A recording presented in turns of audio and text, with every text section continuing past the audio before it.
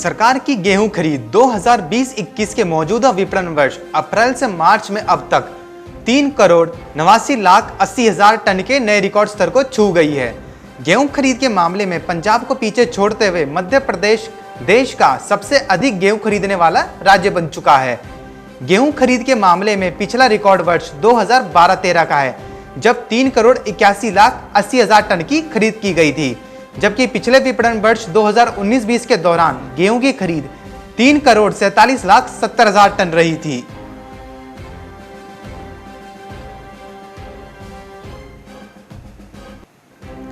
Corona संक्रमण के चलते मंदसौर कृषि मंडी व्यापारियों ने 8 से 10 जुलाई तक 3 दिन मंडी बंद रखी थी। इसके बाद 2 दिन अवकाश होने से नीलामी नहीं हुई।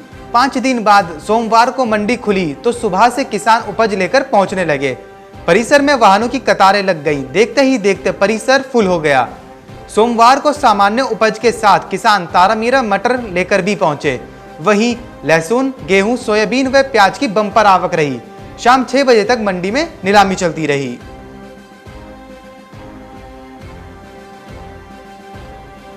जावरा में 3 दिनी अवकाश के बाद मंगलवार को यानी आज दोनों कृषि उपज मंडियां खुलेंगी। बाकी सारी उपज तो पहले जैसे ही व्यवस्था अनुसार ही नीलामी होगी, लेकिन प्याज नीलामी को लेकर सोमवार दिन भर मंथन चलता रहा।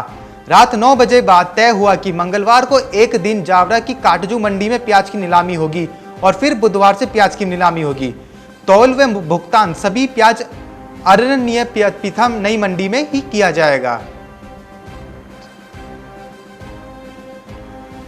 मंडी के अंदर आलू व प्याज पर मंडी शुल्क खत्म करने की मांग को लेकर सोमवार से इनके आढ़तियों ने अनिश्चितकालीन काम बंद कर दिया। चकरपुर सब्जी मंडी में रोज आलू के 125 और प्याज के करीब 80 ट्रक आते हैं, लेकिन सोमवार को बाजार में सन्नाटा रहा। कानपुर आलू आढ़ती एसोसिएशन के उपाध्यक्ष ने कहा कि जब तक मंडी शुल्क खत्म नहीं होगा तब तक वे मंडी में काम नहीं करेंगे। मंडी के बाहर शुल्क खत्म होने की वजह मंडी में आलू और प्याज की आवक बहुत कम हो गई थी।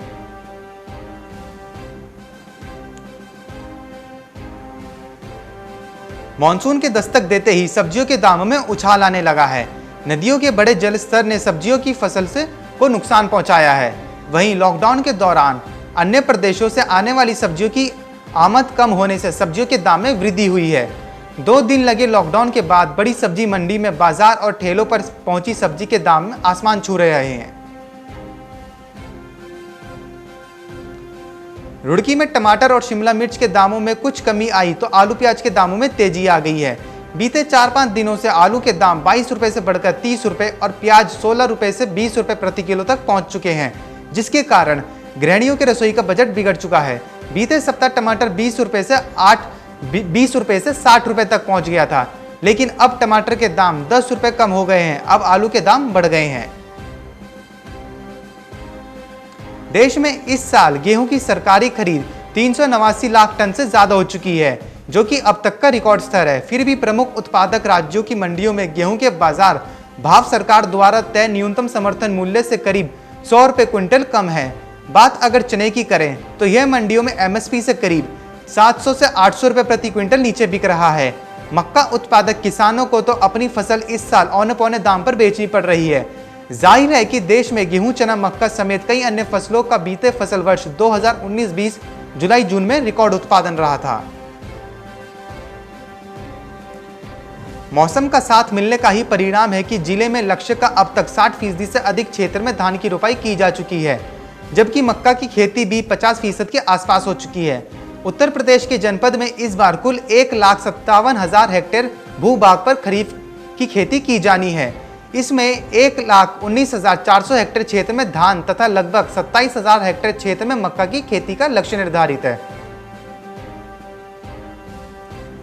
कोरोना वायरस महामारी की रोकथाम के लिए देश भर में लागू पाबंदी या लॉकडाउन के बावजूद स्थानीय खुदरा बाजार में फरवरी से जून 2020 के दौरान रसोई की वस्तुओं के दाम में कोई खास घटबढ़ नहीं दिखी। हालांकि एक साल पहले की तुलना में दालों के भाव में तेजी आई है। लॉकडाउन के चलते डेटा एकत्रित करने की मुश्किलों के कारण सरकार इस दौरान खुदरा मूल्य सूचकांक के पारे आंकड़े जारी नहीं कर सकी है। दिल्ली में परिसूचन की सामान्य दुकान से राशन की खरीदारी के मुताबिक मई जून में उड़द, छिलका, मसूर और अरहर जैसी दालों के दाम एक साल पहले के मुकाबले 30% तक बढ़ चुके हैं। हरियाणा में 15 जुलाई के बाद मानसून और भी ज्यादा सक्रिय हो जाएगा। मौसम विभाग के अनुसार मानसून की कर्क रेखा हिमालय की तराई में बनी हुई है। इसके कारण 15 जुलाई के बाद मानसून सक्रिय रहेगा। उत्तरी हरियाणा में मध्य बारिश और दक्षिण व पश्चिम हरियाणा में हल्की बारिश हो सकती है। इससे किसानों को बेहद फायदा होगा। मानसून के सक्रिय होने के बाद गर्मी से भी राहत मिलेगी।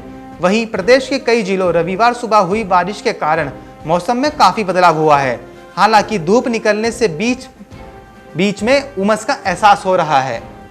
Bureau report, market times TV.